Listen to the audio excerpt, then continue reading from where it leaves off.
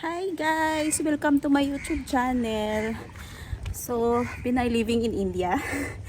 So, nandito tayo sa taas namin sa rooftop guys. Dahil itatanim ko ang aking pinatubo na lemongrass. So, ito na yung kanyang ugat.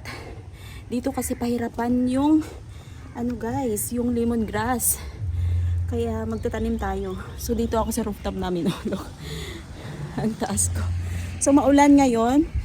Inakyat ko yung isang pot ng aking mother-in-law. Ayan, dry na yan. Tinamnan niya yan ng kanyang actually tinamnan niya yan ng kanyang, lagay ko kayo dito. Tinamnan niya yan ng kanyang sili.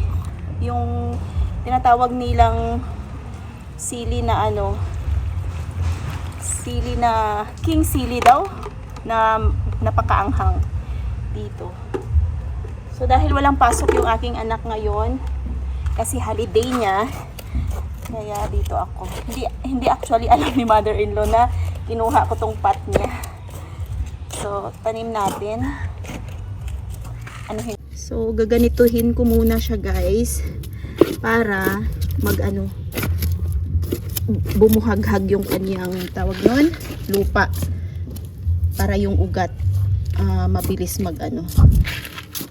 dito kasi wala kaming lupa, naka-stay lang kami sa flat. So kuha tayo ng tubig dun sa may gripo. May gripo kasi kami dito sa may taas din. Kaya kuha tayo. Ayan yung gripo namin. So lagyan ko tong aking lagayan.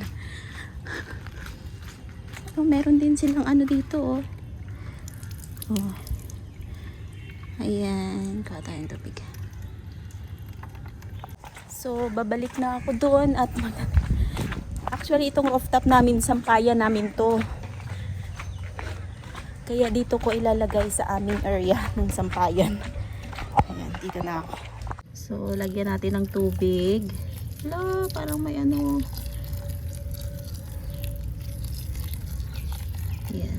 Okay na yan. Ito na siya guys, isang piraso lang. Hindi ko alam kung dadami to. Basta tanim ko lang siya. Hindi ko na siya lagyan ng maraming tubig kasi nga umuulan ngayon. Baka maano siya. So yan na siya. Ayan. Sana hindi tanggalin ng mga bata kasi mayroong mga bata na pumupunta dito. Tapos tinatanggal nila. Kaya sana huwag nilang tanggalin. Kasi sayang lang yung pagtatanim ko kapag tinanggal nila to. So, mabuhay ka. Para makakain tayo ulit ng tinolang manok na may lemongrass. Sarap kasi siya eh. Ayan. Okay na yan. Umuulan. Hugasan natin yung aking kutsilyo. Alam nyo guys, meron din naman kaming lupa doon sa village. Kaso lang, hindi pa kami nakapagpatayo ng sarili naming bahay doon. Dahil hinati-hati na nila yung lupa doon. So may sariling kwarto sila mother-in-law dati doon. Kaso, ngayon, nahati na yung lupa sa magkakapatid nila daddy sa father-in-law ko. Kaya ayun, wala na kaming doon pagstayhan, kaya kailangan namin pang magpatayo ng sarili naming bahay doon. Kaya ayun, ang lakas ng tubig dito eh. Doon sa kabila namin pahirapan yung tubig doon sa village. Binibili yung tubig doon guys. Tapos hindi nagkakaroon ng tubig ng 4 days.